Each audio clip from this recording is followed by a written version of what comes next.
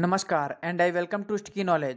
आज हम भारत के गौरवशाली इतिहास के पन्नों में से एक ऐसे शासक को लेकर आए हैं जिसके बारे में जानकर आपका सीना गर्व से चौड़ा हो जाएगा। उससे पहले एक रिक्वेस्ट है, यदि आपने अभी तक चैनल को सब्सक्राइब नहीं किया है तो आप सब्सक्राइब कर लीजिए। दरअसल हम बात कर रहे हैं टीपू सुल्तान की, जिन्होंने करीब 1750 ईस्वी में ही मिसाइल का आविष्कार कर दिया था।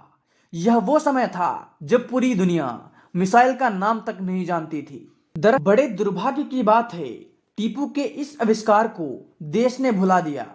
आज देश के कई नेता टीपू के सांप्रदायिक होने या न होने पर बहस करते हैं, लेकिन उनके आविष्कार को लेकर बहस की कोई गुंजाइश दिखाई नहीं देती। लंदन के मशहूर साइंस म्यूजियम में टीपू सुल्तान के वो रॉकेट आज भी रखे हुए हैं जिन्हें अंग्रेज अपने साथ 18वीं सदी के अंत में ले गए।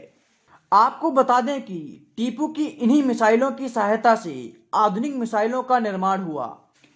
भारत के missile man APJ Abdul Kalam ने अपनी किताब विंग्स ऑफ फायर में लिखा है कि उन्होंने नासा के एक रिसर्च सेंटर में टीपू की मिसाइल की पेंटिंग देखी थी, जिसे देखकर वो आश्चर्यचकित रह गए थे। कलाम लिखते हैं, बड़े दुख की बात है, टीपू की दूरदृष्टि का जश्न भारत से हजारों किलोमीटर दूर अमेरिका में मनाया जा रहा था।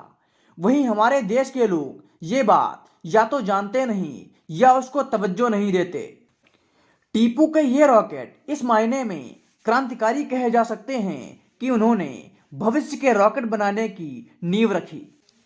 असल में टीपू और उनके पिता हैदर अली ने दक्षिण भारत में दबदबे की लड़ाई में बड़े पैमाने पर इन मिसाइलों का इस्तेमाल किया था।